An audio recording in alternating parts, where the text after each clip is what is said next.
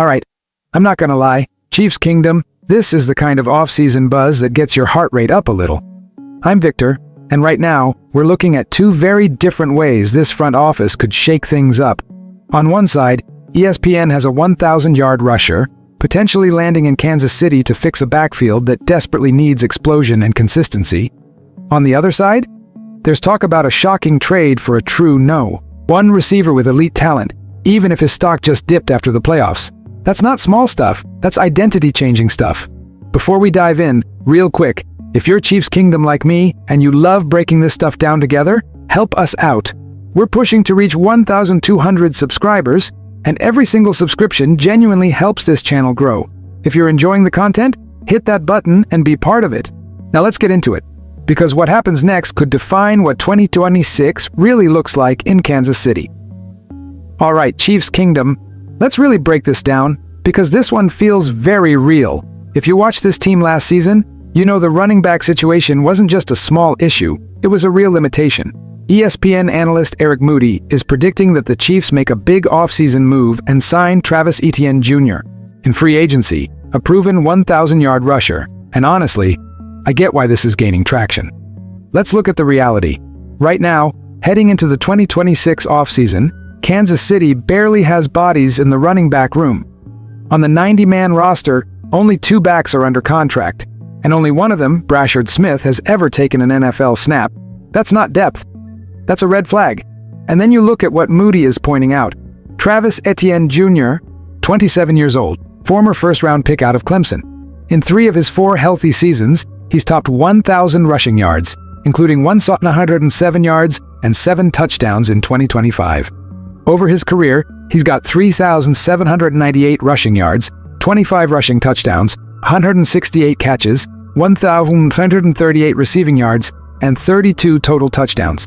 That's production.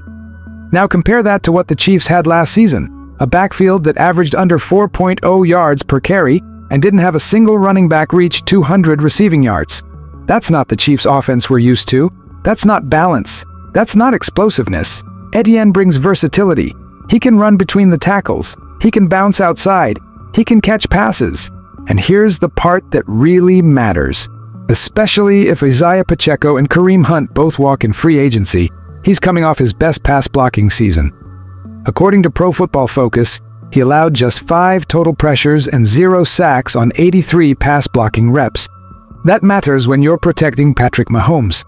And let's talk money for a second. He's projected somewhere between $6.8 and $8.8 million per year. In today's market, for a 1,000-yard back who can also catch and block, that's not outrageous. I wouldn't be shocked if it creeps closer to $10 million, but even then, if you're fixing a major weakness, it might be worth it. As a fan, I actually like this move. It's not flashy for the sake of being flashy. It's practical. It stabilizes the offense. It gives Mahomes support. It helps take pressure off the passing game, which, let's be honest, hasn't looked the same the last couple seasons. But here's where it gets interesting. Because if the Chiefs are seriously looking at adding a 1,000-yard rusher, that tells you something bigger about how they view this offense. And if that's the direction they're thinking, there's another potential move being floated that would completely reshape the identity of this team on the other side of the ball. And that one? That one would be a lot more shocking. And that's exactly where this next conversation picks up. Because if adding a 1,000-yard running back is about restoring balance, this next idea is about restoring fear. There's a separate report floating around about a potential trade that would massively boost the Chiefs' offense, and it centers around a name that would absolutely shake the league: A.J. Brown. Now think about the bigger picture here. Over the last 2 seasons, we've watched this offense decline. Patrick Mahomes hasn't hit 4,000 passing yards in back-to-back years after clearing that mark 6 straight times. That's not normal for this franchise. That's not the standard in Kansas City. At the same time, there's uncertainty around Matt Nagy's future. He's getting head coaching buzz, and there's a real possibility he's not even on the sideline next season. So when you combine offensive regression with coaching instability, you start to understand why people are talking about bold moves. The trade idea is this: buy low on A.J. Brown. Yes, that A.J. Brown, one of the most physically dominant receivers in football. And the logic behind it is interesting. In Philadelphia's wildcard loss to the 49ers, Brown caught just 3 of 7 targets for 25 yards, He had multiple chances to swing the game and didn't capitalize. His stock, at least in that moment, dipped. Now obviously he carries a massive $32 million per year average salary. That's not small, that's not subtle. But the argument here is that the Chiefs could take advantage of frustration and perception and swoop in on a player whose value might be temporarily down.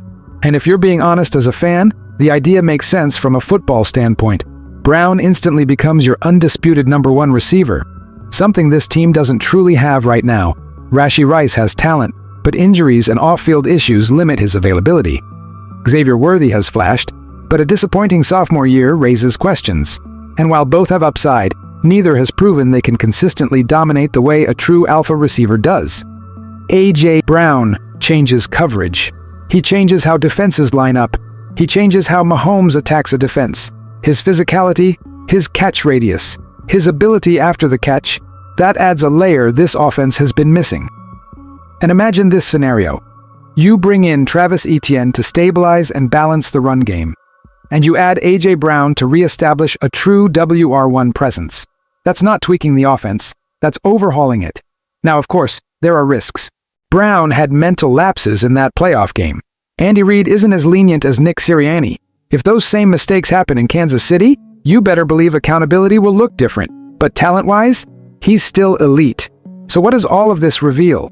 It tells me this franchise knows something has to change. The 6-11 season wasn't a fluke. The offensive dip isn't imaginary.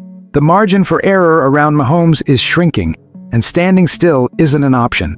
When you put both stories together, the Etienne free agency prediction and the potential A.J. Brown trade, you see urgency. You see a front office potentially preparing to reshape the identity of this offense in one offseason. And as a fan, I'll say this.